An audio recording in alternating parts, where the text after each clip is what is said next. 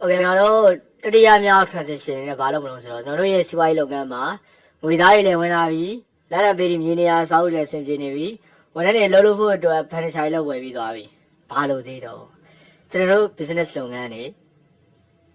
ဘယ်လိုကုန်ပစ္စည်းတွေ delivery လုပ်မလဲဘယ်လိုကုန်ပစ္စည်းတွေဖြန့်မှာလဲပေါ့နော်အဲ့ဒါကျွန်တော်တို့ supplier တွေခြေရနေကျွန်တော်တို့ကုန်ပစ္စည်းတွေဝယ်ရမယ်လေ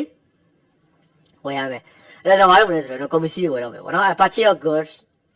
are 50,000 on credit ဝယ်မယ်ဆိုတော့ဒီစီးပွားရေးလုပ်ငန်းကအကျွေးနဲ့กินတာမဟုတ်ကိုယ်လည်းစပြီးတော့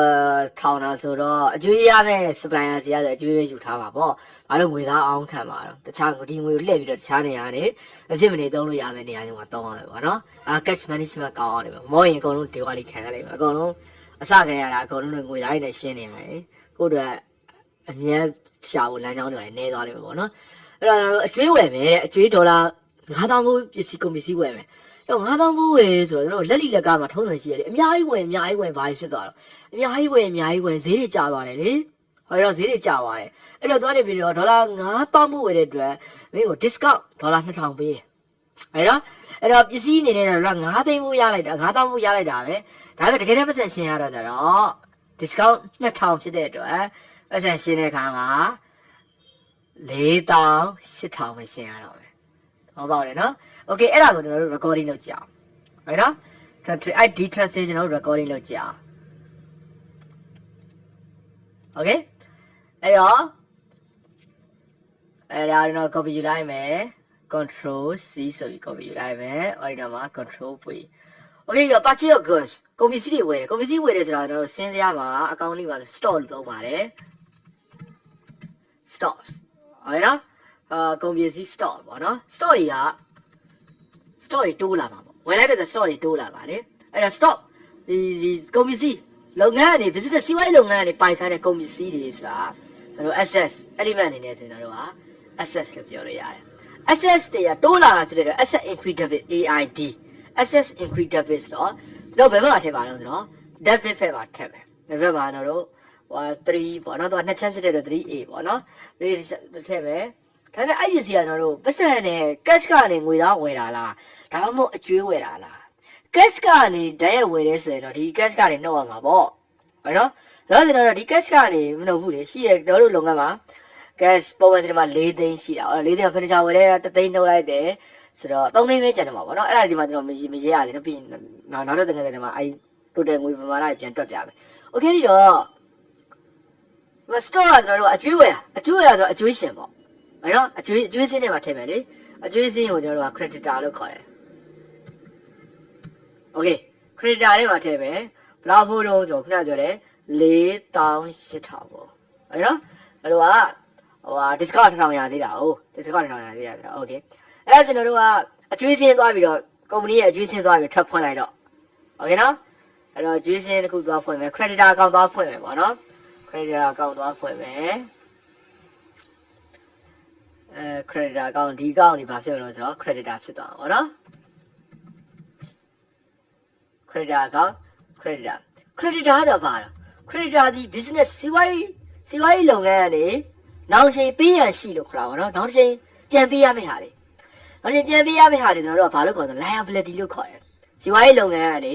ဟိုများကြီးချီထားရတယ်တို့ဘာတွေတို့ဟုတ်တယ်နော်အကျွေးရှင်တွေတို့အဲ့ဒါတွေအားလုံးကျွန်တော်ပြန်ပေးရမှာလေပြန်ပေးရမှာကျွန်တော်တို့ဘာလို့ဆို liability လို့ခေါ်တယ်လုပ်ငန်းကနေပေးရရှိဘယ်လောက်တော့ပေါ့နော်ပေးရရှိတော့ကျွန်တော်တို့ကထည့်ရမယ်အပေးရရှိကိုကျွန်တော်တို့ကအင်္ဂလိပ်လို liability အဲ့ liability တွေကတိုးလာရင်ဘာလို့မှာတော့ဆိုတော့ liability increase credit liability တိုးလာရင် credit ဘက်မှာထည့်ပါဆိုတော့ဟောဒီမှာကျွန်တော်တို့ credit ဘက်မှာထည့်မယ် 3A အကျွေးရှင်ဘာကျွေးတွေတုံးကုန်ကျွေးတွေပါ stock ဟုတ်နော်ဘလောက်ဖို့တော့4800ပေါ့4800ပေါ့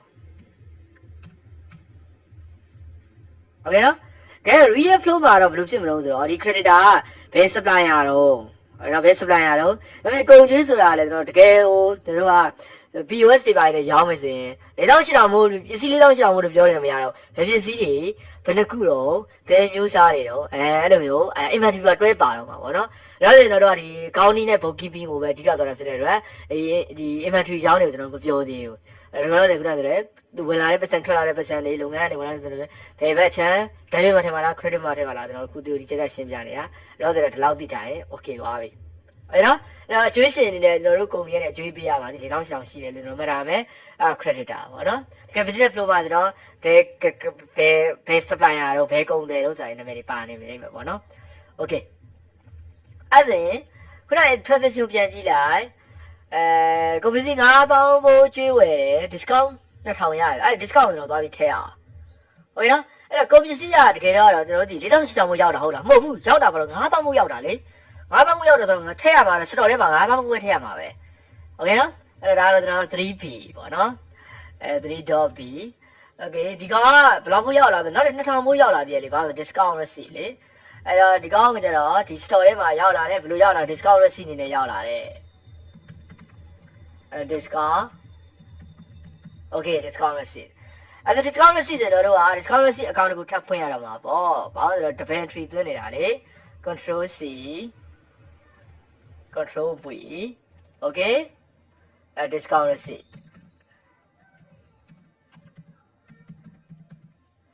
okay နော် discount receipt ဆိုပြီးတော့ account ကိုထပ်ဖွင့်ပြီ discount receipt discount ရလာတယ် discount 2000ပတ်စံရလာတယ်ဆိုတော့ပတ်စံတွေရလာတယ်ပတ်စံတွေဝင်လာတယ်ဆိုတာဘာတော့ဗျတော့ဒီမှာဒီ accounting element ပါဆိုရင်အဲ့ဒါ revenue လို့ခေါ်တယ်ဗျ revenue ဆိုဝင်ငွေလို့ခေါ်တယ်ဟုတ်ကဲ့နော်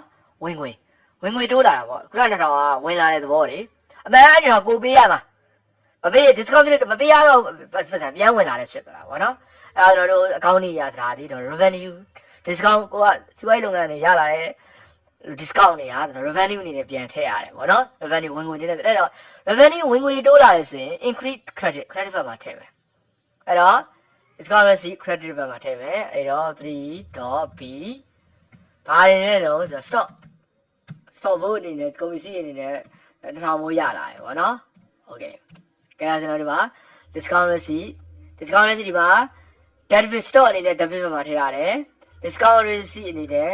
credit ဘက်မှာထည့်ရတယ်အဲ့တော့ debit entry ဟုတ်ရော debit entry ဆိုတာစက်ညင်ဘက်ထည့်ရတာပေါ့နော်နောက်ပြီးတော့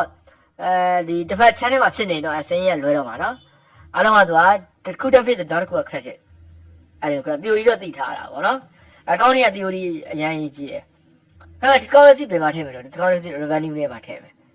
ဟုတ်ရောအကုန်ပစ္စည်းတွေဝယ်တယ်ကုန်ကျွေးတွေဝယ်တယ် store တွေဝယ်တယ်အကျွေးတွေဝယ်တယ်ဆိုတော့တော့ချင်း business ကဒါပေးရမှာလေပြန်ပေးဆက်မှာလေပေးရရှိတယ်အဲ့ liability